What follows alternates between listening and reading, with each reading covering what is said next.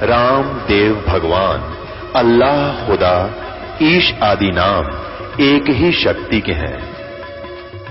वो कैसा है, कहां है, कैसे मिलता है, किसने देखा है? ये प्रश्नवाचक चिन्ह पूर्ण रूप से हटाने के लिए अवश्य सुनिए जगत गुरु तत्वदर्शी संत रामपाल जी महाराज के अमृत वचन, सर्व पवित्र धर्मों के पवित्र शास्त्रों के आधार पर। सत साहिब दर्शकों, जब कोई मनुष्य अपने जीवन में अनेकों प्रकार की साधनाएं अपना चुका हो, फिर भी उसका जीवन शारीरिक कष्टों और परेशानियों से घिरा रहे, तो वह पूरी तरह निराश हो जाता है और तब वह सोचने लगता है कि क्या उसके द्वारा की गई भक्ति साधना शास्त्रों के अनुसार भी है या नहीं। दर्शकों, ऐसी ही कहानी थी महाराष्ट्र की रहने वाली हर्षाली पाटिल जी की।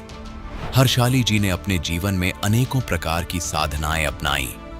इन्होंने अनेकों प्रकार के जप भी किए, व्रत भी रखे और तीर्थों की यात्रा भी की, लेकिन इसके बावजूद भी इन्हें सच्ची शांति और सुख की प्राप्ति नहीं हुई। लेकिन दर्शकों, आज हर्षाली जी का कहना है कि जब से मैंने संत रामपाल जी महाराज से नाम उपदेश लिया है, तब से मेरी पूरी जिंदगी ही बदल गई है। पहले मैं कैंसर जैसी लाइलाज बीमारियों और अनेकों प्रकार की समस्याओं से जूझ रही थी, लेकिन संत रामपाल जी महाराज के द्वारा दी गई शास्त्रानुसार भक्ति साधना करने से मुझे वो अमूल्य सुख और शांति मिली, जिसकी मैं वर्षों से तलाश कर रही थी। आखिर इसके पीछे की सच्चाई क्या है? आइए सुनते हैं हर्षाली पाटिल जी की कहानी, उन्हीं की जुबानी। जी नमस्कार। नमस्कार सर। क्या नाम है जी आपका? हर्षाली पाटिल। जी कहाँ से आए हैं आप? मैं पुणे महाराष्ट्र से हूँ। संत रामपाल जी महाराज जी से नाम दीक्षा लेने से पहले आप क्या भक्ति साधना करते थे? हम हिंदू धर्म से हैं सर, तो हम सभी देवी देवता की पूजा करते थे, सभी व्रत करते थे, तीर्थों पे जाते थे, शिरडी के साईं बाबा के मंदिर जाना, बालाजी जाना। और हम नासिक से हैं, तो नासिक में हम लोग पंचवटी जाना, हर कोई बड़ा सा व्रत रहता था एकादशी का या कुछ भी, तो हम लोग गंगा स्नान के लिए जाते थे पंचवटी में।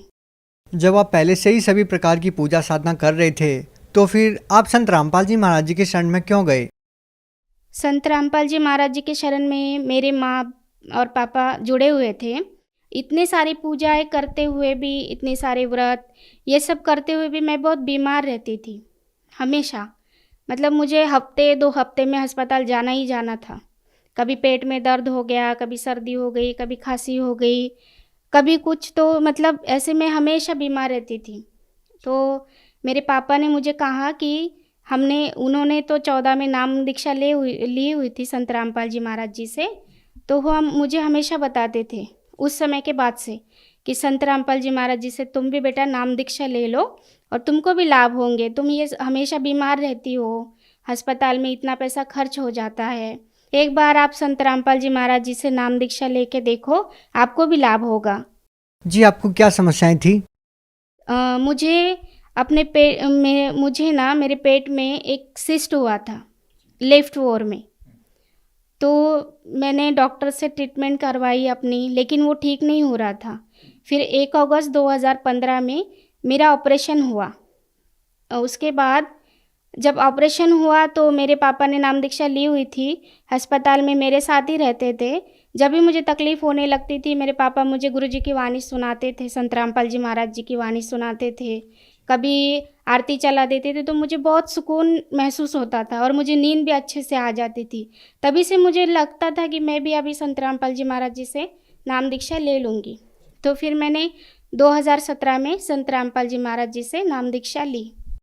जी आपने संत रामपाल जी महाराज जी से नाम दीक्षा इसलिए ली कि आपकी जो बीमारी है उसमें आपको राहत मिले। आपका पहले से एक ऑपरेशन हो चुका था, तो हम आपसे ये जानना चाहेंगे, क्या संत रामपाल जी महाराज जी से नाम दीक्षा लेने के बाद आपको अपनी बीमारी में कोई राहत मिली?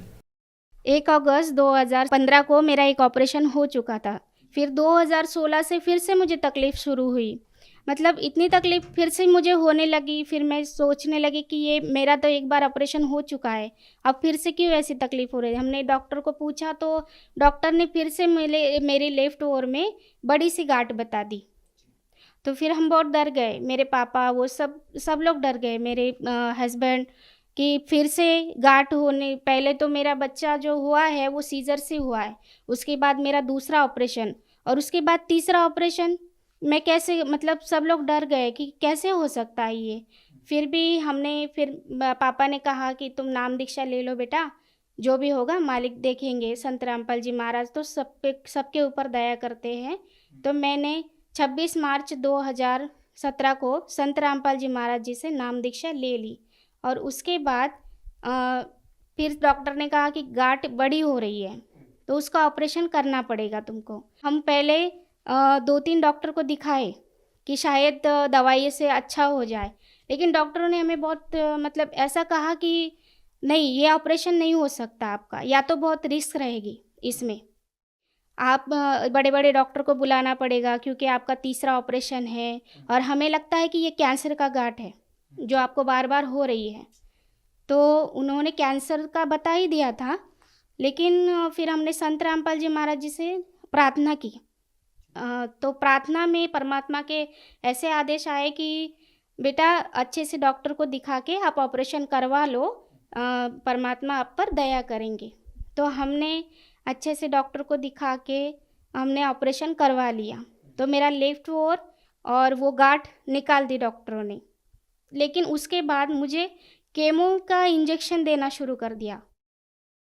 तो ये वो कैंसर की ही गांठ थी और केमो का इंजेक्शन देना शुरू कर दिया।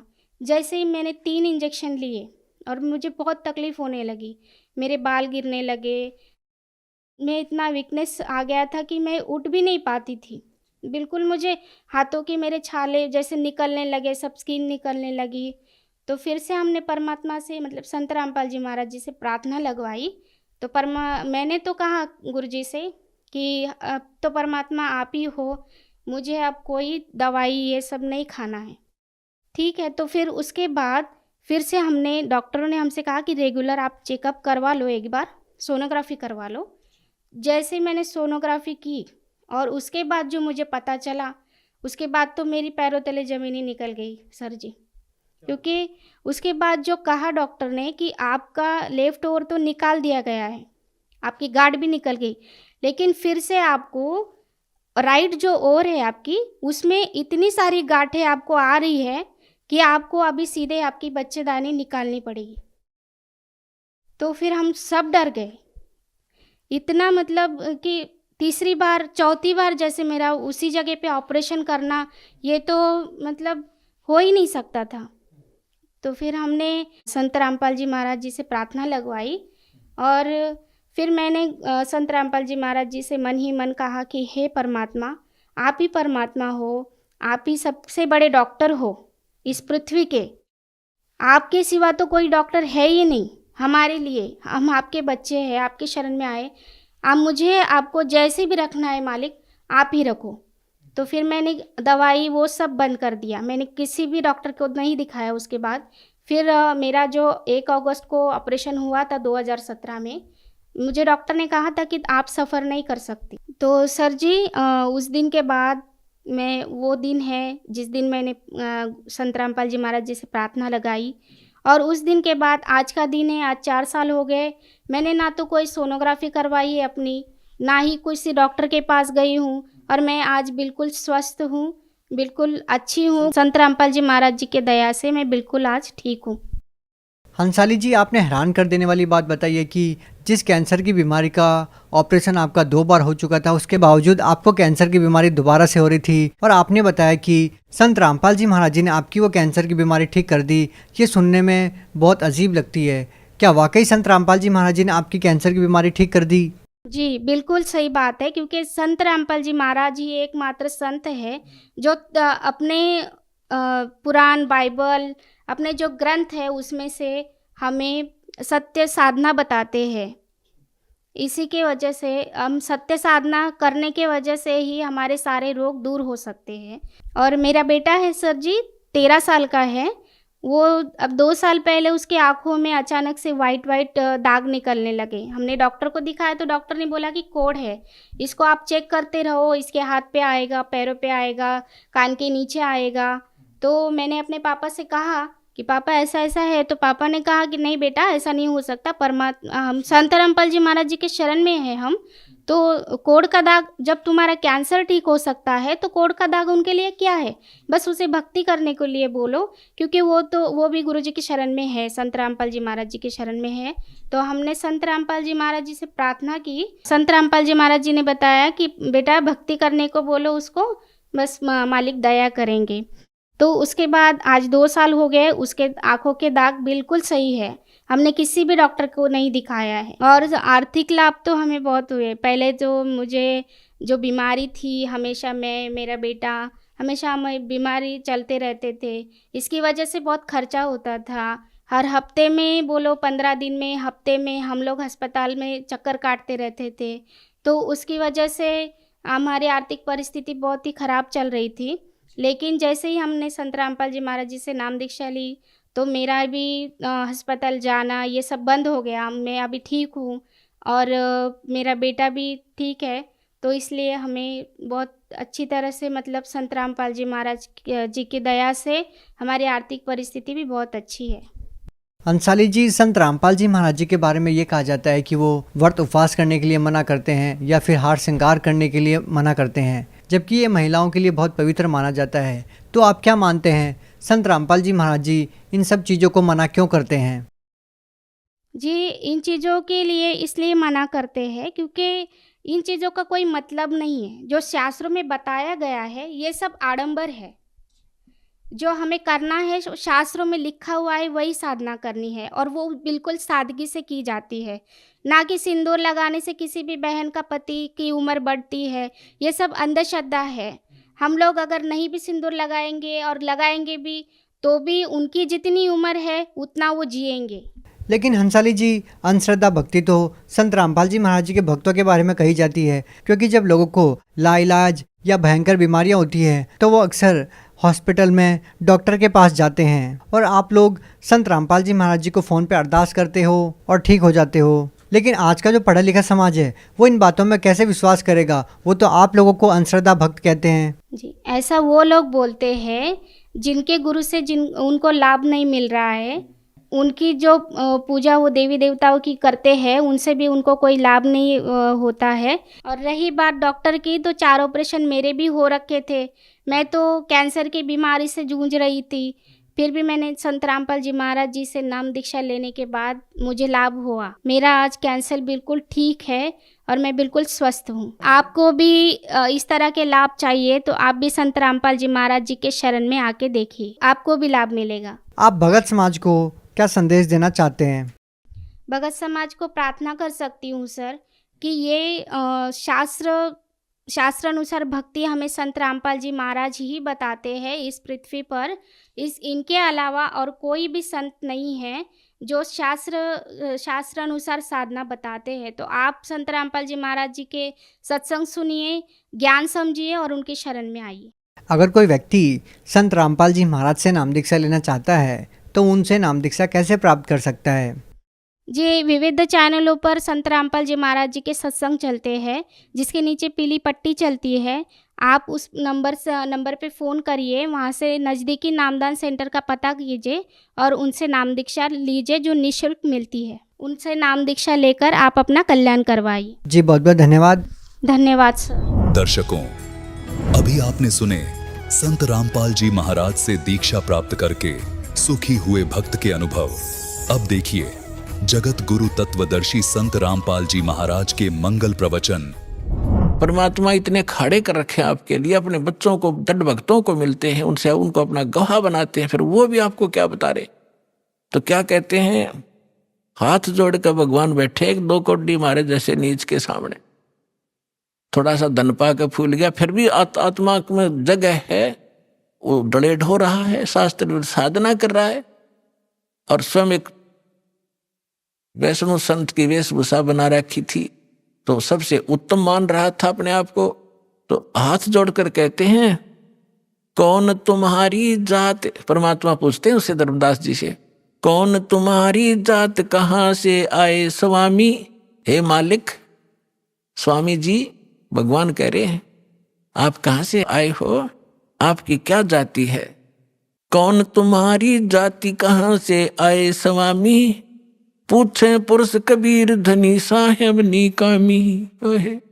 पूछे पुरुष कबीर, पुरुष माने परमात्मा, परमात्मा कबीर वो कुल का मालिक, कुल धनी साहेब निष्काम भाव से, निस्वार्थ भाव से परमार्थ के लिए अपने उस आत्मा के अज्ञान को हटाने के लिए ये फार्मूला अडॉप्ट किया। कौन तुम्हारी जात कहाँ से आए स्वामी, पूछे पुरुष कबीर धनी साहेब निकामी।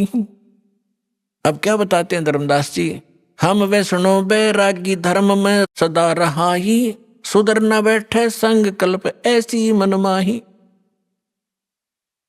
कि हम वैष्णव धर्म से दीक्षित हूं मैं, और वैष्णव धर्म मेरा है, और मैं शूद्र के साथ निकट नहीं रहते, शूद्र के निकट नहीं रखते हम, यानी स्वच्छ रहते हैं, हम सर्वोत्तम हैं। अब क्या कहते हैं, सोण जिंदाम में ज्ञान को अधिक आचार विचार, हमरी करनी जो करे वो उतरे भव जल पार।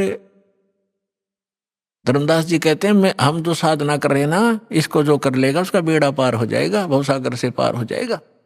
तो परमात्मा ने फिर प्रश्न किया, बोले धनी कबीर सुनो वैष्णो बैरागी, कौन तुम्हारा नाम गाम कहिए बड़बागी। कौन कौम कुल जात कहाँ को गवन किया है, कौन तुम्हारी रेस किन्हें तुम नाम दिया है। आपका गुरु कौन है, कौन तुम्हारा ज्ञान ध्यान सुमरण है भाई, कौन पुरुष की सेव कहाँ समाधि लगाई। तुम किस भगवान की सेव मन पूजा करते हो, किस पुरुष की, और कहाँ समाधि लगाते हो। को आसन को गुफा के भरमत रहो सदाई, सालिग सेवन कीन बहुत अति भार उठाई। आपका कोई स्थान ठिकाना है, आश्रम है, कोई गुफा है, या कहीं, या ऐसे रमते राम घूमते फिरते ही रहते हो, और आपने ये सालिग्राम वगैरह ले रखे हैं, बड़ा भार उठा रखा है। जोली झंडा दीप धूप तुम अधिक आचारी, बोले धनी कबीर भेद कइयो ब्रह्मचारी। हमको पार लंघाइयो परम उजागर रूप, जिंद कहे धर्मदास से तुम हो मुक्ति स्वरूप।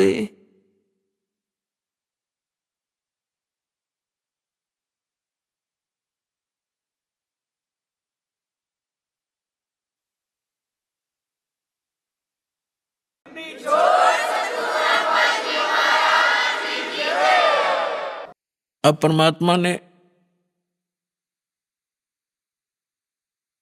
उस जीव के निकट पहुंचने के लिए कहा कि हमको पार लंघाइयो हे परम उजागर रूप, और जिंद कहे धर्मदास से। परमात्मा जिंदा रूप में थे, और तुम हो मुक्ति स्वरूप। आप तो बिल्कुल ऐसे लगते हो जैसे आप तो पार होए पड़े हो, और मुझे भी वो मार्ग बताइए ताकि मेरा उद्धार हो। परमात्मा कह रहे हैं धर्मदास जी से। अब धर्मदास जी बताते हैं, बांधोगढ़ है गाम नाम धर्मदास कही जय, वैसे कुली कुल जात सुधर की नहीं बात सुनी जय। बांधवगढ़ मेरा गांव है, नाम मेरा धर्मदास है, और वैश्य कुल में मेरा जन्म है। हम शूद्र को निकट भी नहीं आने देते, हम इतने स्वच्छ हैं। सरगुण ज्ञान स्वरूप ध्यान सालग की सेवा, मल्याग्र छिड़कंत संत सब पूजे देवा। 68 तीर्थ नान ध्यान कर कर हम आए, पूजे सालग राम तिलक गलमाल चढ़ाए। धूप दीप अधिकार आरती करें हमेशा, राम कृष्ण का जाप रटत हैं शंकर शेषा। धर्मदास जी बता रहे हम ये साधना करते हैं। नेम धर्म से नेह सने दुनिया से नाही, आरूढ़ बैराग और की मानू नाही। धर्मदास जी कह रहे हैं मुझे शिक्षा देने की आवश्यकता नहीं किसी ने, मैं बिल्कुल फाइनल हो चुका हूं। मेरा ज्ञान अटल है, मैं सही साधना कर रहा हूं, मैं किसी और की मानू नहीं, मेरा आरूढ़ वैराग है।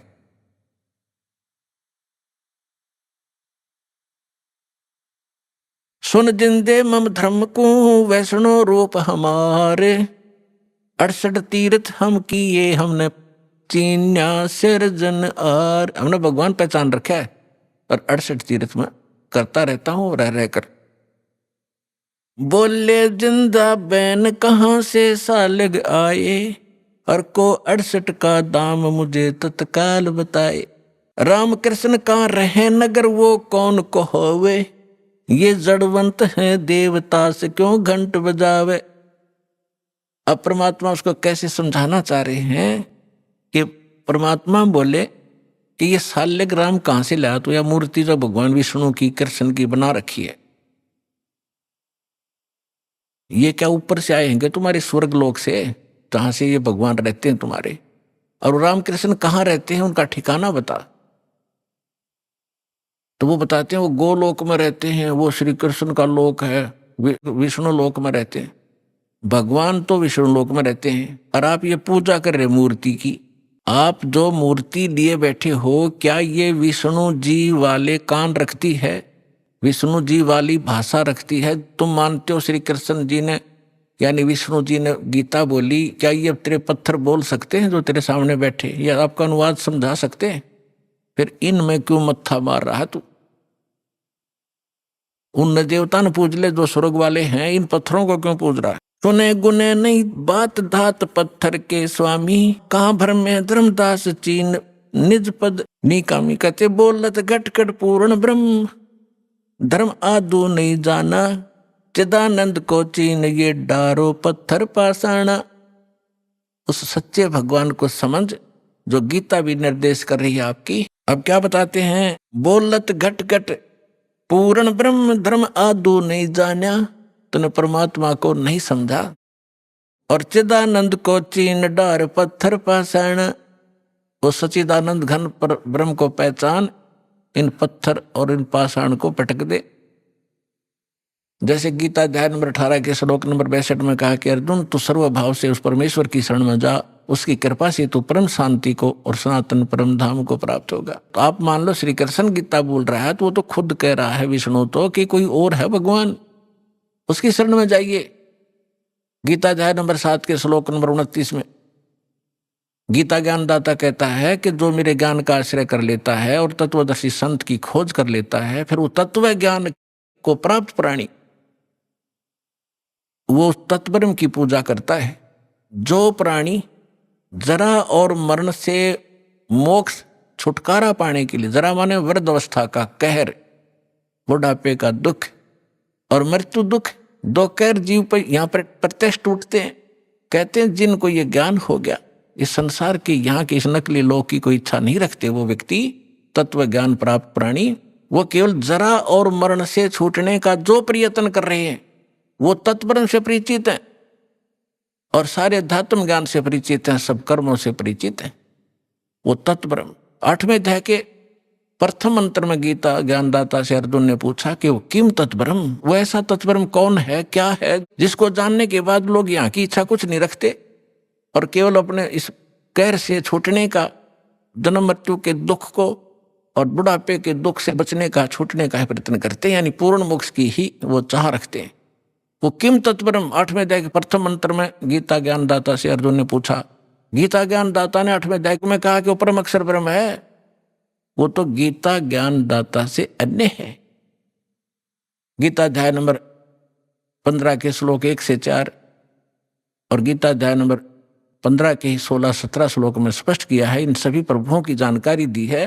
अक्षर पुरुष एक पेड़ है, सरपुरुष वा की डार, तीनों देवा, रजगुण ब्रह्मा, सतगुण विष्णु, तम गुण शिव जी, ये शाखा है, पात रूप संसार। और मूल कौन है? वो परम अक्षर ब्रह्म है। गीता अध्याय नंबर 15 के श्लोक नंबर 16 और 17 में कहा है कि सरपुरुष और अक्षर पुरुष दो पुरुष हैं, दो प्रभु हैं, और इनके अंतर्गत जितने प्राणी हैं और ये स्वयं भी नाशवान हैं, इनकी जन्म मृत्यु होती है, लेकिन जीव आत्मा किसी की नहीं मरती। इसलिए 15वें अध्याय के 17वें श्लोक में कहा है उत्तम पुरुष है तू अन्य परमात्मा इति उदारते, इनसे अन्य है वो श्रेष्ठ भगवान। वो तीनों लोकों में प्रवेश करके सबका धारण पोषण करता है, और वो है अविनाशी भगवान। तो परमात्मा ने कहा कि आपका गीता ज्ञानदाता कहता है 15वें अध्याय के 4थे श्लोक में कि अर्जुन, उस तत्व ज्ञान की प्राप्ति के उपरांत परमेश्वर के उस परम पद की खोज करनी चाहिए, जहां जाने के बाद साधक फिर लौटकर कभी संसार में नहीं आते। और जिस परमेश्वर ने संसार रूपी वृक्ष की रचना की है, सारे ब्रह्मांडों की रचना की, और अपने विषय में खुद कहता है दूसरे अध्याय के 12वें श्लोक में, चौथे अध्याय के 5वें और 9वें श्लोक में, और 10वें अध्याय के दूसरे श्लोक में कि अर्जुन तेरे और मेरे बहुत जन्म हो चुके हैं, तू नहीं जानता मैं जानता हूं। तो वो तो नाशवान है, वो किसी अविनाशी परमात्मा की शरण में जाने और उस स्थान को प्राप्त करने के लिए कह रहा है जहां जाने के बाद साधक कभी जन्म मृत्यु में नहीं आते। वो कौन है? राम कृष्ण कोटो गए धनी एक का एक। ये तेरे राम कृष्ण करोड़ों मर लिए, और वो धनी, वो कुल मालिक अपनी महिमा पर बता रहे, वो धनी एक का एक। जिंद कहे धर्मदास से तुम बूझो ज्ञान विवेक। जिंदा रूप में परमात्मा बैठे धर्मदास जी से कह रहे हैं कुछ विवेक से ज्ञान पूछ मेरे ते। ये केवल एक रूढ़िवादी की तरह आरूढ़ ना हो इस गलत साधना और ज्ञान पर। अब क्या कहते हैं? बोलत है धर्मदास सुनो जिंदे मम बानी। देख कितनी बुद्धि खराब हमारी। क्या कहता है धर्मदास जी के? बोलत है धर्मदास सुनो जिंदे मम बाणी। मेरी वाणी सुनो, वचन। कौन तुम्हारी जात कहां से आए प्राणी। भगवान तो धर्मदास जी को स्वामी जी कह रहे हैं, और धर्मदास जी परमात्मा को कह रहा है ए जीव तू कहां से आया, तेरी क्या जाति है। बोले जिंद कबीर सुनो बाणी धर्मदासा। हम खालिक हम खलक सकल हमरा प्रकाशा। साफ कह दिया मैं मालिक, और यह सब खालिक, सारी सृष्टि मैंने रची है, और यह सब मेरा ही प्रकाश, मेरी ही कृपा से ये सब कुछ चल रहा है। हम रचे सब पाषाण नदी सब खेल हमारा। अचराचर चौखान बनी विधि 18-12। हम सृष्टि संजोग विजोग की हो बो भांति। हम ही आद अनादि हैं, हम हैं अवगत के नाती। हम साहेब सतपुरुष हैं, ओए होए, हम साहेब सतपुरुष हैं, ये सब रूप हमारे। जिंद कहे धर्मदास से हम पूर्ण करतारे। अब एक बाबा के रूप में विराजमान, और वो बैठा बना साधु संत वैष्णव और ऊंच जाति का धनवान। बता कैसे ठिकाना बुद्धि आवा। काल ने ऐसी हवा भर दी हमारे अंदर। अब पहले ये पंचर किया जाएगा आपके अंदर जो गलत हवा भरी हुई है, गलत ज्ञान भरा हुआ है, फिर नए सिरे तो वो हवा निकाल लेंगे और फिर ऐसी भर देंगे सदा के लिए, ऐसे टायर दे देंगे कभी पंचर ना हुआ।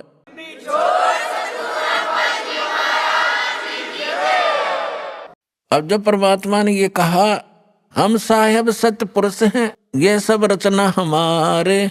जिंद कहे धर्मदास से हम पूर्ण करतारे। अब धर्मदास जी क्या कहते हैं? बोलत हैं धर्मदास सुनो सर्वंगी देवा। दिखत पिंड और प्राण कहो तुम अलख अबेवा। आपके सारा शरीर दिखाई देता है और आप कहते हो मैं विधेय हूं। अब पुणात्मा यहाँ ये नकली कबीरपंथी उलझे बैठे। विधेय किसे कहते हैं? विधेय जिसका देह ना हो। एक तो देह हमारी मिट्टी की, और परमात्मा की देह वो एक तत्व की। तो विधेय का अर्थ है जिसकी विलक्षण देही हो। तो कहते हैं बोलत है धर्मदास सुनो सर्वंगी देवा। दिखत पिंड और प्राण कहो तुम अलख अबेवा। नाद बिंद की दे शरीर है प्राण तुम्हारे। और तुम बोलत बड़ बात नहीं आवत दिल हमारे। तुम कहते हो भगवान, और आपके ये शरीर दिखाई देता है। खान पान स्थान देहे मैं बोलत दीसम। और कैसे अलख स्वरूप भेद कहिए जगदीसम। तुम दिखे मेरे की तरह आदमी सा, और आप कैसे भगवान हो बताइए मुझे। बोलत जिंद अबंद सकल गढ़ साहेब सोही। निर्वाणी निज रूप सकल से न्यारा होई। हम ही राम रहीम करीम पूर्ण करतारा। हम ही बांधे से तू संग चढ़े पद्म 18। हम ही रावण मारा लंक पर करी चढ़ाई। हम ही 10 सिर फोड़ देवता की बंद छुड़ाई, हम ही शक्ति से सती सीता और जति लक्ष्मण हनुमाना, हम ही कल्प उठाए करते हैं, हम ही छह माना। अब क्या बताते हैं परमात्मा कि तेरे रामचंद्र का ब्योंत नहीं था, रावण को मार दे या उस समुद्र पर पुल बना ले, हाथ जोड़ के खड़ा रहा 3 दिन थी समुद्र में।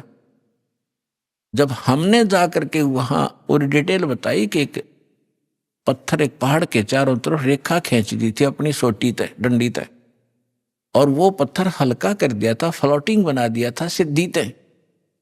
और ये अनुमान अर्थ बाद में हमने ठाठा लाए थे और जब बना था और पुकार की थी हमारे को, जब हमने जाके तीर ठोका था, हम दिखाई नहीं देते, हमारी देह ऐसी है।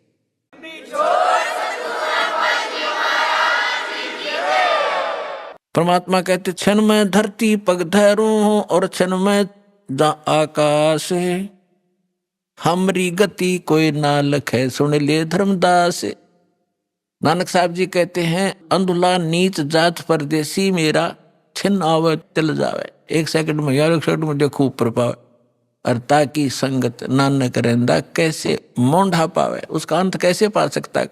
बोलत है धर्मदास जिंद जननी को थारी, ए जिंदा तेरी माँ कौन है, तेरी जननी कौन है, कौन पिता परवेश कौन गतरैन आधारी, क्यों उतरे कल माई को वेद विचारा, तुम निज पूर्ण ब्रह्म का अनपान आहारा, कौन तुम्हारा धाम नाम सुमरण क्या कहिए, तुम व्यापक कल माई तो कहाँ सायब रहिए, कौन देह स्नेह नैनन मुख नासा नेहा, तुम दिखत हो मनुष्य कौन विद जिंद विदेहा, तुम दिखो आदमी हो और कहते विदेह हूं मैं। परमात्मा कहते गगन सुन्न में हम रहे, गगन सुन्न में टॉप मोस्ट प्लेस पर, गगन सुन्न में हम रहे व्यापक सभी ठोरे, हृदय रैन हमारे है फूल पान फल मोरे।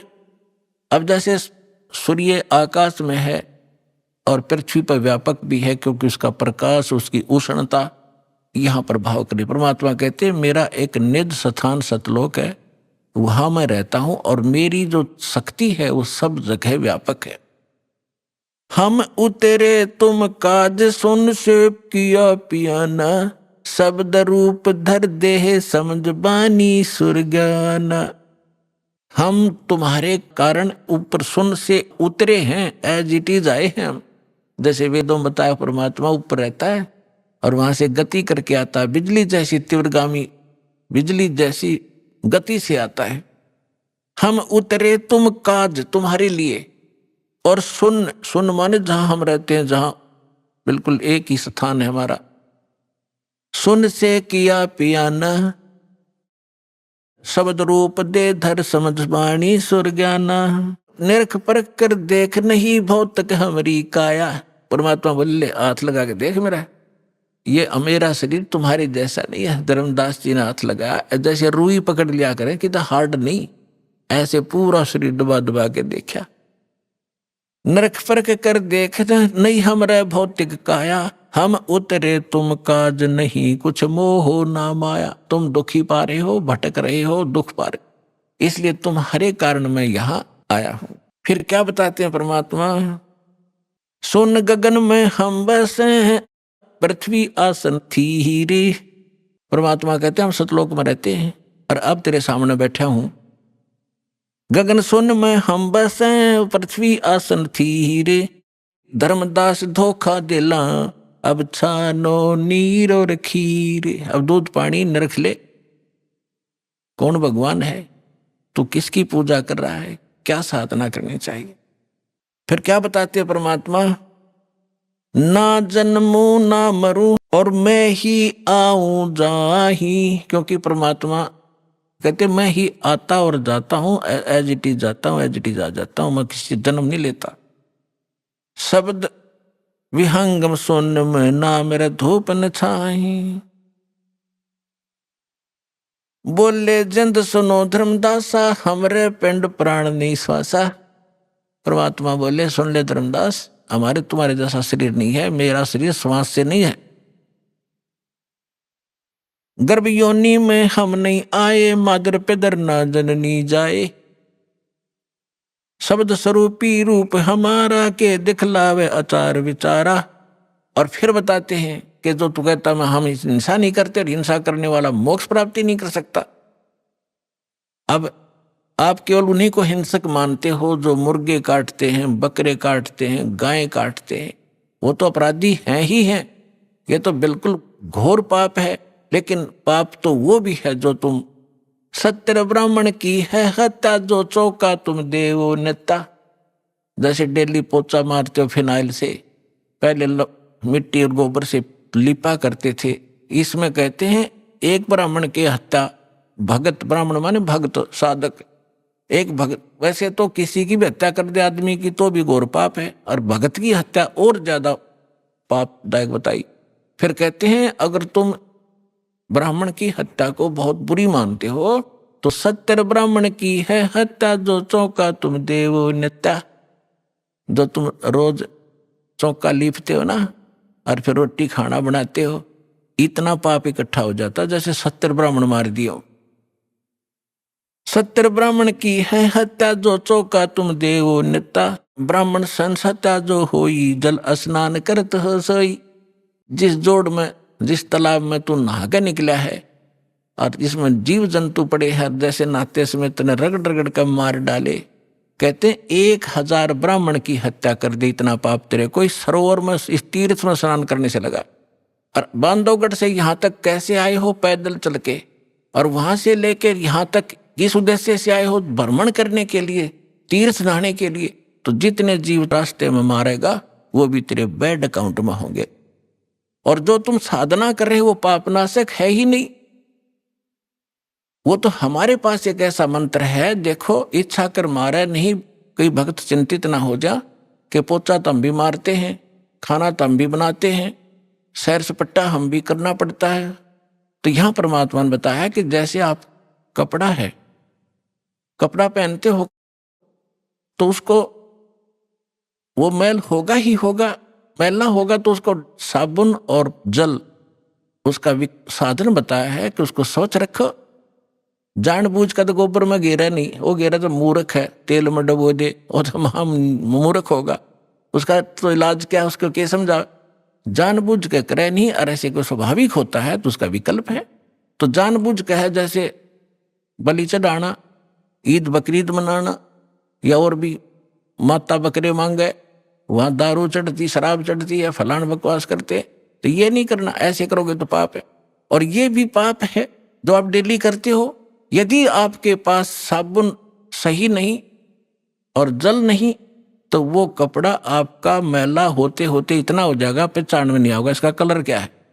तो आज आप जो साधना करते करते चल रहे हो, आपके ऊपर इतने पाप कर्म जमा हो गए, आपका अंतःकरण मैला हो चुका है। और इसको प्रतिदिन साफ करने की जो साधना आपने अपनाई है, ये साबुन और जल नहीं है, गारा को गारा में ही लपेट रहे हो आप इसको। गीता अध्याय नंबर 16 के श्लोक नंबर 23-24 को याद रखना। इसमें और भी काफी वर्णन दिया है, क्योंकि ये कभी जब एक बार सेटिंग हो जाएगी हमारे इस ज्ञान की, पूरे भक्तों के हृदय में समा जाएगी, फिर इस अमृतवाणी को अच्छी तरह पूरा कंप्लीट, जैसे रामायण की तरह पूरी कथा सुनाकर सेट करके सुनाएंगे आपको। लेकिन अब हिंट इतना ही काफी। तो फिर सृष्टि रचना सुनाई परमात्मा ने, सारा कुछ कह के धर्मदास फिर बौखला गया, क्योंकि मन में फिर दोष आ गया कि ये लगे है मुसलमान ही। फिर माँ विष्णु महेश को कहता ये तो नासवान है, इनकी माता है, हमने कभी सुना नहीं। तो फिर अंदर में दोष आ गया और नाराज हो गए कि ब्राह्मण क्या कहने लगे, त्रिदेवन की महिमा अपारम, ये है सर्वलोक करतारम। फिर वही बोलने लग गया क्योंकि 3 देवता की महिमा अपरंपार है, ये तीनों, ये सर्व लोकों के करतार हैं। त्रिदेवन की महिमा अपारम, ये है सर्वलोक करतारम। सुन जिंदा क्यों बात बनावे, झूठी कहानी मोहे सुनावे। मैं ना मानू बात तुम्हारी, मैं पूजतू विष्णुनाथ मुरारी। शंकर गौरी गणेश पुजाऊं, इनकी सेवा सदा चितलाऊं। परमात्मा ने सोचा ले भाई काल फिर आ गया इसके अंदर, अरे ये बुद्धि वरिष्ठ इतना माथा चाट का मेरा फिर वही बोल रहा है। फिर अंतर ध्यान हो गए जब वो कह तो गया गुस्से में, क्योंकि ये पिछला ऐसी बनती है, जितने भी आप यहाँ आए हो 90% जिन्होंने पहली बार यू ज्ञान सुना या टीवी पर देखा, 20 गाली दी होंगी दास को, ये क्या बकवास कर रहा है, ब्रह्मा विष्णु में इसको क्या बता रहा है। और आज आपको क्या दिखाई देता है? आपका मोतियाबिंद था, वो दास ने ऑपरेशन कर दिया इस ज्ञान से, परमात्मा के ज्ञान से। आज इस ज्ञान के अतिरिक्त आपको कुछ भी दिखाई नहीं देगा। तो वही धर्मदास के साथ बनी।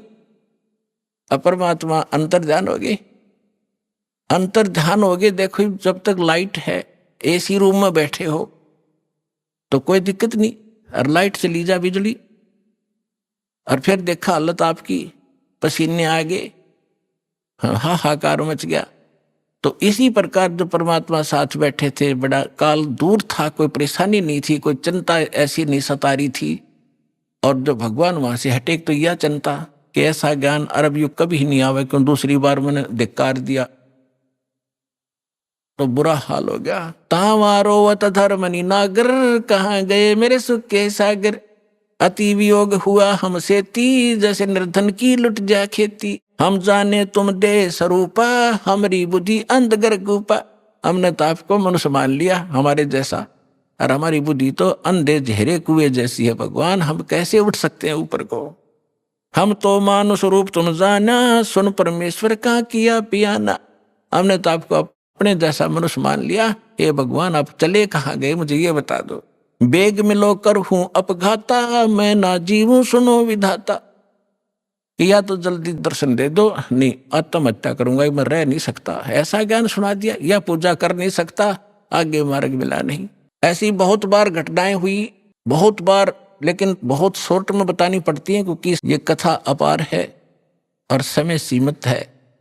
जीव की अक्षमता भी सीमित है ज्ञान ग्रहण करने की, इसलिए तो वहां से धर्मदास जी घर आ गए और बुरी तरह रो, जैसे बच्चों के माँ बाप मर जाते। और उसकी पत्नी ने पूछा कि आप क्यों रो रहे हो, लेकिन वो बोल नहीं सके, क्योंकि जब मन भर आता है आवाज निकलती नहीं, तो सच्चे दिल के अंदर जब रोना आता है। अब आमनी देवी उनकी धर्मपत्नी ने पूछा, जी कैसे जल्दी आ गया आप, तो आपने तो बहुत समय लगाना था, 2 ढाई 3 महीने का टूर प्रोग्राम था आपका। वो बोल नहीं रहा, अंदर जाके अपने कमरे में मकान में ऐसे मुंदे मुंह गिर गया और ऐसे रोए जैसे बच्चों की माँ बाप दोनों मर जाते हैं, बुरी तरह तरफ कर रोते।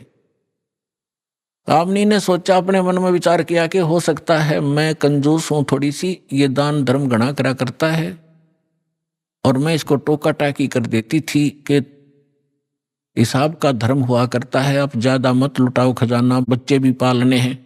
तो हो सकता है इसका किसी ने रास्ते में धन चोरी कर लिया हो, यात्रा खर्च ना रहा हो, इसलिए वापस आ गया हो, और ये रो रहा हो इसलिए कि अब आमनी फिर इसका माथा ठनकेगा, आमनी का पैसे मांगूंगा तो वो कह रही है, जी कोई बात ना, किसी ने आपके धन चोरी कर लिया, कोई बात नहीं, आप और ले जाइए, कि परमात्मा ने तुम्हारे कमी छोड़ रखी है, बहुत धन है आपके, ले जाना, मैं कुछ नहीं कहूंगी। तो वो अपने हिसाब से सोच रही है कि शायद इसलिए रो रहा है। काफी देर रोने के बाद जब हल्का दिल हो लिया और वहीं से रोने लगा था, तब धर्मदास ने कहा, आमनी मेरा धन अगर निकल जाता, चोरी हो जाता, मैं नहीं रोता और ले जाता तेरे को समझा बुझा के, लेकिन आज मेरा वो धन गुम हो गया, चोरी हो गया, शायद मुझे मिला नहीं, और वो नहीं मिलेगा तो मैं जीऊंगा नहीं, संसार में रह नहीं सकता।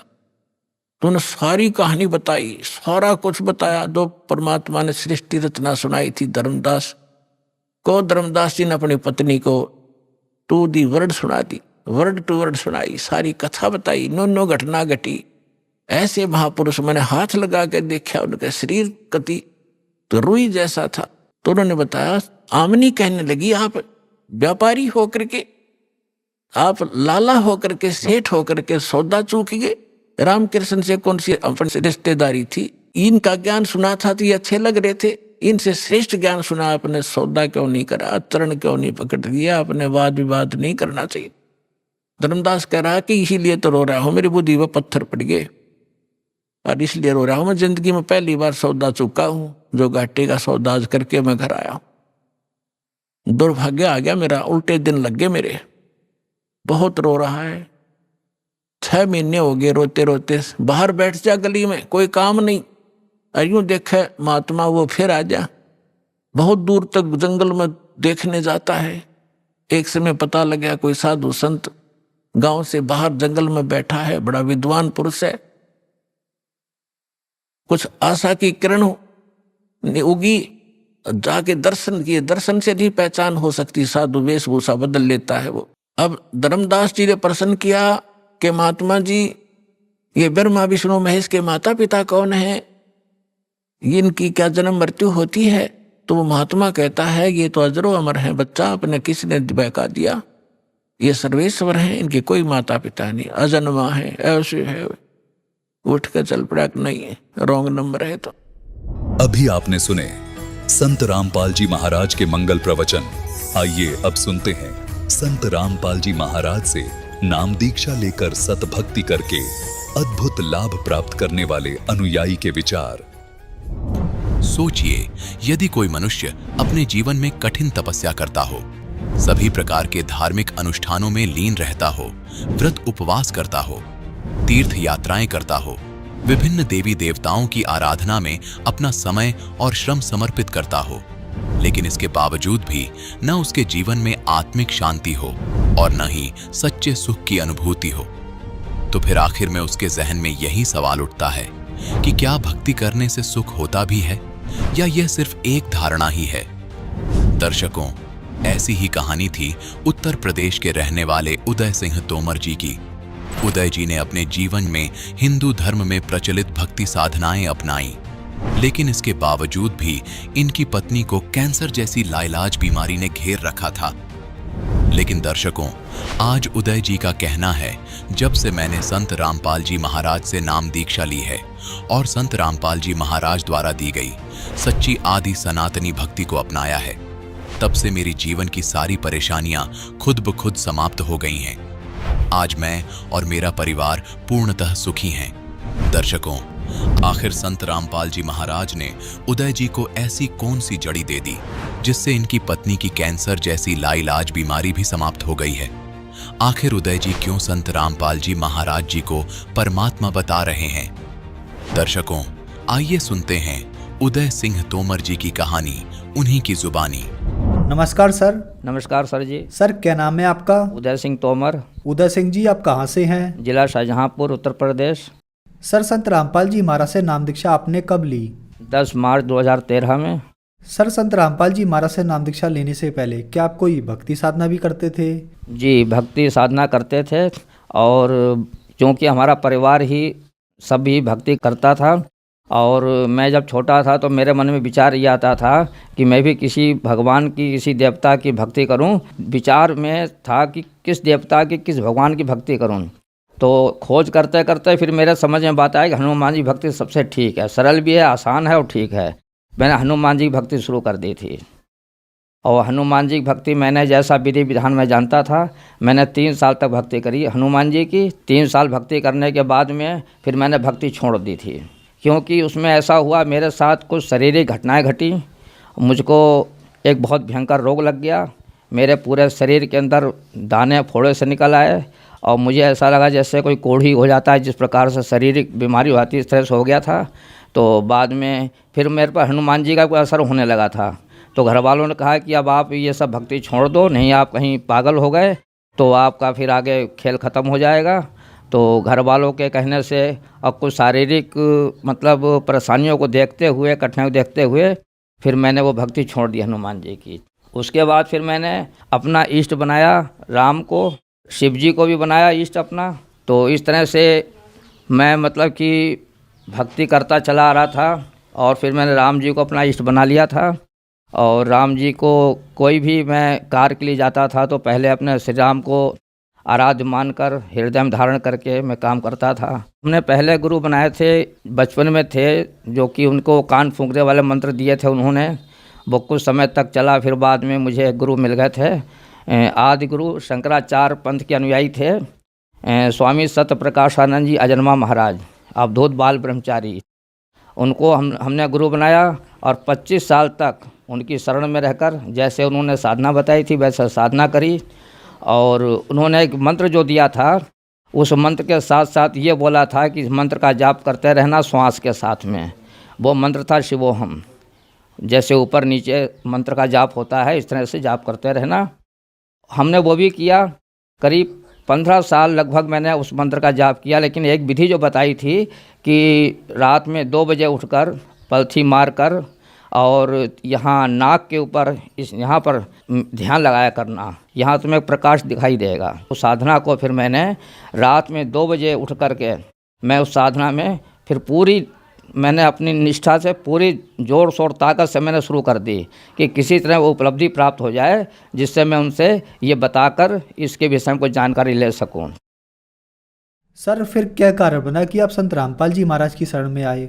संत रामपाल जी शरण में हम इसलिए आए कि मुझे ये टीवी के माध्यम से ज्ञान हुआ कि सोहम से ऊपर और है सत सुकृत एक नाम। और फिर हमने गीता में देखा कि ओम तत्सत ब्राह्मण त्रिविध स्मृता कि ओम से ऊपर ये तत् और सत ये 2 प्रभु और हैं जो ब्रह्म परम ब्रह्म पूर्ण ब्रह्म कहलाते हैं। क्षर पुरुष अक्षर पुरुष परम अक्षर पुरुष। और हमें तो केवल ब्रह्म तक का ही ज्ञान था, इसके आगे ज्ञान नहीं था। फिर हमने टीवी चैनल के माध्यम से संत रामपाल जी महाराज का जो हमने प्रवचन सुने देखे, जिसमें गीता का वेद के अंदर भी परमात्मा ने स्पष्ट कर दिया कि कबीर देव नाम का वो परमात्मा है। और वो मतलब कि उनके जो गुण गाए गए परमात्मा के वेदों में वो उनमें वैसे ही पाए गए। और फिर ये भी साबित हुआ मुझे टीवी देखने के माध्यम से कि संत रामपाल जी महाराज ने जब ये सिद्ध कर दिया कि उस पर कि परमात्मा कबीर हैं, तब मेरे मन में चिंता हुई। तब मैंने एक वृद्ध थे 80 वर्ष के सरदार जी थे, उनको मैंने बताया कि ये सतनाम जो और आप जो वाहेगुरु बोलते हो ये वो चीज़ नहीं है, वो तो वहाँ सतलोक आश्रम में मिलेगी। संत रामपाल जी महाराज के इसके जानकार हैं और वही ये सब कुछ देंगे।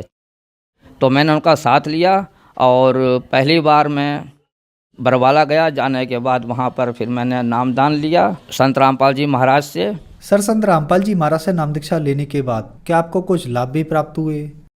हाँ जी, लाभ तो बहुत प्राप्त हुए और उसके बाद तो लाभ ही लाभ होते चले आ रहे हैं।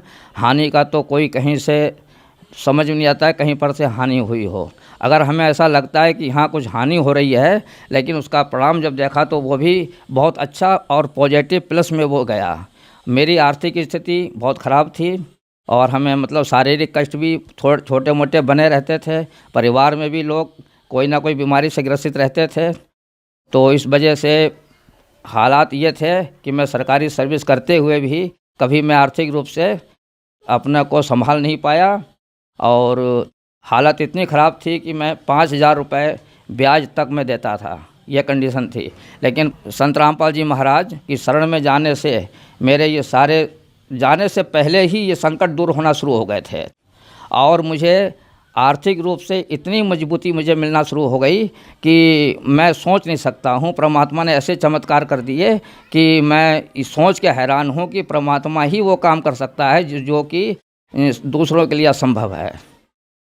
मुझे मतलब कि बैंक लोन का समस्या थी, ऐसा बंदा मिल गया जिसने खुद मुझसे कहा कि तुम ऐसा कर लो और तुम्हारी ये ज़रूरत है। फिर हमने कहा ठीक है, मुझे ज़रूरत तो थी लेकिन मैं थोड़ा सा उलझन की वजह से नहीं चाहता था। तो मेरा ये काम हुआ और मैंने एक अपनी कमेटी चला रखी थी। जाने से पहले वो कमेटी में मुझे मेरा नंबर आ गया, वो भी पैसा मुझे मिला और हमने मतलब कि सैलरी हमारी थी जो 20-25 तारीख के बाद मिला करती थी, वो भी समय से मिलना शुरू हो गई। तो मेरे पास पैसा इतना हो गया कि एडवांस पैसा मेरे घर में रखा रहता था और मैंने परमात्मा से प्रार्थना भी की थी कि प्रभु कुछ ऐसी कृपा करना कि हम अधिक से अधिक आपके दरबार में आपके दर्शन हेतु हम आ सकें, ऐसी व्यवस्था कर देना परमात्मा। तो हम जब नाम दान लेकर के आए उसके बाद हमारे परिवार के लोग जुड़ना शुरू हुए, उनको साथ में लेके जाने लगे और इस तरह से हमें मौका बराबर मिलता रहा परमात्मा के दरबार में जाने का। हमारी पत्नी को कैंसर हुआ था और उसका हमने इलाज डॉक्टर से करवाया। एक डॉक्टर ने रेफ़र किया बरेली केशलता हॉस्पिटल में, वहाँ डॉक्टर ने बोला कि इनका ऑपरेशन होगा, 10 दिन भर्ती रहने के लिए बताया। तो मैं फिर वहाँ से उनको छोड़ करके फिर मैं सीधे उसी डॉक्टर के पास गया जिसने वहाँ में बदायूं के डॉक्टर थे। तो उन्होंने उनसे मैंने परामर्श किया कोई ऐसा डॉक्टर बताइए जो बीमारी को सही कर सके और ठीक इलाज हो पाए। तब उन्होंने बताया कि आपका दिल्ली, लखनऊ, कानपुर, अलीगढ़ इस जगह पे इलाज है और वहीं आप करा सकते हैं। फिर मैंने लखनऊ चुना। लखनऊ गया, वहाँ पर मैंने वाइफ पत्नी का इलाज करवाया। लगभग 1 साल तक वहाँ उनका इलाज चला, जबकि वो डॉक्टर बता रहे थे कि इनका ऑपरेशन होगा अभी तुरंत और इतना खर्चा 10 दिन भर्ती रहेंगे। वहाँ जाने के बाद में वहाँ पर डॉक्टरों ने कह दिया कि ना हम ऑपरेशन करेंगे, ना हम ऑपरेशन की सलाह देंगे। और उसके बाद 1.5 साल लगभग इलाज चला। जब मैंने पत्नी का इलाज करवा रहा था तो मैंने वहाँ पर डॉक्टरों से कुछ सलाह ली, पूछा, तो वो कहने लगे कि इस तरह के मरीज़ जो हैं 1.5-2 साल तक ज़िंदा रहते हैं, ज़्यादा लंबा जीवन नहीं जी पाते हैं। लेकिन परमात्मा संत रामपाल जी महाराज की कृपा से वो आज भी जीवित हैं और ऑपरेशन जो होना था वो ऑपरेशन भी नहीं हुआ, केवल दवा के द्वारा ही वो ठीक हो गई। ये सब संत रामपाल जी महाराज की कृपा थी और आज हम पूरे परिवार सहित संत रामपाल जी महाराज की शरण में हैं। और मुझे भी टाइफाइड हो गया था, तो मैं भी उस समय बहुत मेरी हालत बुरी हो चुकी थी कि मेरे एक कदम नहीं चल पाता था, लोग मुझे लिटालते थे, बैठालते थे। तो मैं भी समझ रहा था कि ऐसा ना हो कि मेरा शरीर ये जीवन का अंत हो जाए। वो भी मैं ठीक हुआ। एक बार नीलगाय से मैं टकराया, बहुत भयंकर टक्कर हुई थी, गाड़ी मेरी बिल्कुल पलट गई थी मोटरसाइकिल, और मैं दूर गिरा जा कर के, और तो उसमें मुझे चोट आई थी। फिर बाद में डॉक्टरों को दिखाया, उसमें ठीक हो गए। कुछ लोगों ने ये बताया कि इस तरह के एक्सीडेंट में कोई बचता नहीं है, लोग मर जाते हैं। कई लोग वहाँ मर भी चुके थे, 1-2 लोग मर चुके थे। कुछ लोगों के मतलब कि शरीर में टूट फूट काफ़ी हो गई थी, लेकिन मुझे सिर्फ हल्की चोटें आई थीं और मैं ठीक हो गया। और मैं एक बात कहना चाहूँगा, बवासीर की शिकायत जो थी, शिकायत इनकी, वो भी ठीक हो गई परमात्मा की कृपा से, और आज बिल्कुल ठीक हैं। सर, संत रामपाल जी महाराज से नाम दीक्षा लेने के बाद आपको बहुत सारे लाभ प्राप्त हुए। संत रामपाल जी महाराज के बारे में यह कहा जाता है कि संत रामपाल जी महाराज ब्रह्मा विष्णु महेश जी की भक्ति छुड़वाते हैं, क्या यह बात सही है? नहीं, ये ऐसा नहीं है। संत रामपाल जी महाराज तो शास्त्र अनुकूल जो भक्ति विधि है वो बताते हैं, और जिस भक्ति के करने से मनुष्य को इस पृथ्वी पर सभी प्रकार के शारीरिक आर्थिक लाभ प्राप्त होते हैं। और जैसा कि हम पहले सत्य कथा में पढ़ते थे कि यहाँ कथा सुनो, यहाँ भी सुख मिलेगा, फिर उसके अंत में परम धाम चले जाओगे, वो सब झूठ था, उसमें कोई सच्चाई नहीं थी। सच्चाई तो ये है कि वो सत्य कथा आज हमारे संत रामपाल जी महाराज अपना टीवी के माध्यम से और अपना सत्संग के माध्यम से दे रहे हैं, और यही वो सत्य कथा है जिसे जगत के प्राणी सुनेंगे और इस संसार के सुखों को प्राप्त करके अंत में परम धाम उस सतलोक में चले जाएंगे, जहाँ जाने के बाद फिर कभी लौट संसार में नहीं आते हैं, जहाँ सुख ही सुख है, दुख नाम की कोई चीज़ नहीं है। ये मार्ग वही मार्ग है। ये सर, जो दर्शक आज आपको टीवी पर देख रहे हैं, आप उन्हें क्या संदेश देना चाहेंगे? संदेश तो परमात्मा दे रहे हैं, और मैं उन सब जो भी हमारे जगत के भाई बहन हैं उनसे मैं प्रार्थना करता हूँ कि कोई इस गफलत में ना रहे कि ये कोई साधारण मनुष्य हैं, ये स्वयं परमात्मा हैं, ये सिद्ध हो चुका है। और वो परमात्मा संत रामपाल जी के महाराज के रूप में आज धरती पे विराजमान है। इसमें किसी प्रकार की कोई संशय संदेह की बात नहीं है। जो लोग मुझे देख रहे हैं, सुन रहे हैं, अगर वो किसी बात का चैलेंज करते हैं, इस बात की शंका करते हैं, तो वो हमसे संपर्क कर सकते हैं। संत रामपाल जी महाराज से नाम दीक्षा कैसे ली जा सकती है? संत रामपाल जी महाराज से ज्ञान दीक्षा लेने का तरीका है कि चैनल पर प्रोग्राम आता है, उस पर एक पीले रंग की पट्टी आती नीचे, उस पर आश्रम के नंबर दिए हुए हैं। आप जब उनसे संपर्क करेंगे तो उधर से आपको जवाब मिलेगा। जो आपके क्षेत्र में सत्संग हो रहा हो या जहाँ नामदान सेंटर खुले होंगे, वहाँ आपको बता दिया जाएगा कि आप वहाँ जाकर नामदान ले सकते हैं। धन्यवाद सर। सत साहिब।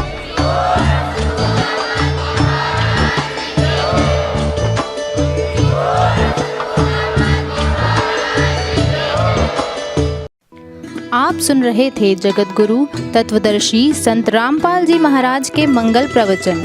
अधिक जानकारी के लिए संपर्क करें।